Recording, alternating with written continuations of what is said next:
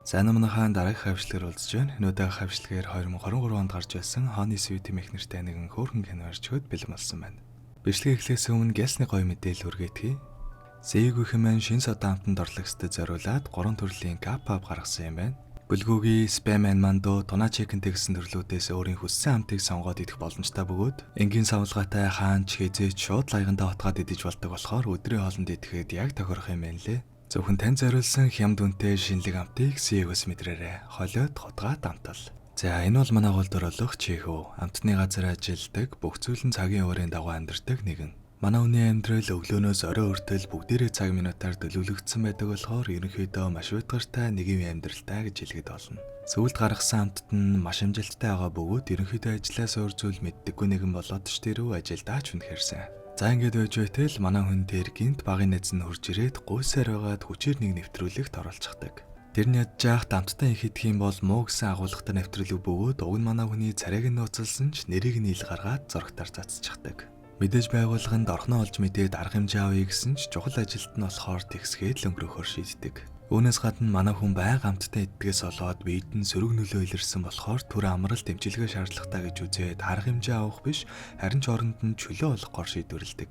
Манай чихүүд найз нөхөд эсвэл эхнэр байхгүй ч гэсэн ахвал байдаг юм байна лээ. Хаа очиж дажгүй харилцаатай ах トゥ хоёр байна да гэж бодтол энэ ахна гэж нэг юм өрөөтөө тоглоод л хэрэг тарьж явдаг бүтггүй гар ойж таардаг. Тэгээ яг хуу манай чихүүгийн мөнгийг нь саагаад л үйж идэх юм байна лээ. Гэхдээ чихүү маань тэглээгээд огт өвшөөдөггүй бөгөөд харин ч ахтаа туслах нь зөвөө л гэж боддог. За үүний дараагаар ажлаа суурь мэддэггүй маань гинт амралт авахар болоод бүр өөдчихсэн байж байтал ахын дүүн рүү зээлийн ажилтан дээр очиж уулзаад миний зээлийг зохицуулцгаа гэж залгадаг. Манай хүнч дуулууртаа нарахгүй яваад очтол зээл хариуцсан мэрэгжилтэн болох Элионд чихүү маань нэлээд таалагддаг. Хүүхэдтэй тоглож байгаа нь ч тэр мөн дээрээс нь байнга ахынхаа зээлийг төлж байгаа зэргийг нь хараад шууд таалагдаж манай хүнтэй танилцахаар шийддэг. Гэхдээ тэрийг нь чихүү маань огт ойлгохгүй байж байгаа дунгааж гэмтээгээд эмнэлэг төргөж өгдөг баатар болоод үүрж гүйж байгаад өөрөө бахардаж унаад хоёулаа эмнэлэг төргөгддөг. Ингэсний ачаар манай хоёр хамт ололцохоор болоод баг зэрэг ч гэсэн дотн сууж эхлэх бөгөөд ярилцаад үтсний дараагаар чихүү маань Элионд улам л их таалагддаг. Тэгэхэр нь дахиж уулзахын тулд дараа үгүй гэж хэлээд албаар хоолнд даалгах бөгөөд чихүү маань сүртэй юм бодолгүй мөнгөө л авъя гэж бодоод Элион руу залгаснаар манай хоёр дахин нэг удаа уулзахаар болдог. Гэхдээ энэ удаа буцааж тайлхтаа Элион маань гэртээ ураад сайхан гэрийн олоор дайлахаар шийддэг.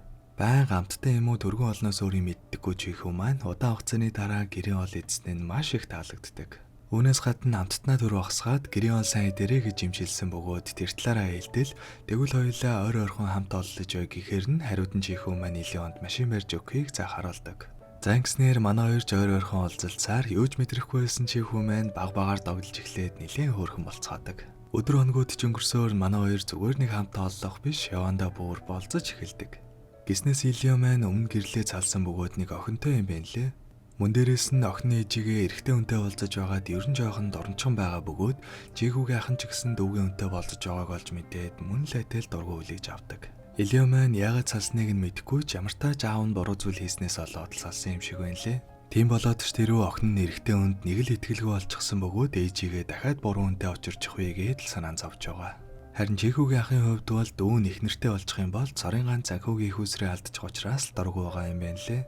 Тэгээ яг ах нь бол угаасаа шийдчихсэн хүн учраас Элион дээр явж очоод манай дүүгөө сал энтергээд л нилээ муухай өгнүүдийг хэлжгээд юу ч болоогүй юм шиг л яваад өгдөг. Элион ч хэсэг ямароод яхаа мэдгүй байж байтвал чихүү маань хөөрхөн араас нь чаргууцалцаар агаад ямар тааж сэтгэл санааг нь засаад манай хоёр хүн дээрлгүй үлдэж чаддаг. Дөнгөж учир зүгөө олоод байж байтал манай хүний бие ойрд үе үе хүндрэлээд нэг л сайнгүй байгааг анзаарсан Элион маань ер нь ажлаа сольсон дээр юм шиг байна. Энэ чигээрээ удаан ажиллах юм бол хавдартайч болж магадгүй гэж хэлснээр чихүү маань ажлаасаа гарахаар шийддэг. Гэхдээ чихүүгийн ажил ийм сайн ажилтнаа зүгээр алдахыг хүсэхгүй тодорхой учраас манай хүнийг яагаад гарах гэж байгааг нь судалж үзээд найз охинтой болсноос олж өөрчлөгдөөд гарах гэж байгаа юм байна гэсэн дүгнэлтэнд өртөг. Тэгээ яах вэ гэж байгаад тэдний менежер нь гэж өнөө өөртөө итгэлтэйгээр чихүүгийн найз охиныг нь өөртөө дурлуул залгаад ажлаасаа гарах бодлыг нь үгүйе гэсэн төлөвлөгөө гаргадаг. Энэ хооронд чихүүгийн ах ч гэсэн зөвөр суулгүй таньдаг дүүгээ чихүүтэй албаар уулзалж байгаад салах төлөвлөгөө гаргаад явуулдаг. Уг нь бол хоёр талаас манай хоёрыг салгахаар сүртэй төлөвлөгөө боловсруулад явуулсан хүмүүс нь явж очингуудаа шууд нэг нэгэндээ анхны харцаар дурлаад хоорондоо очролоод явчих нь тэр.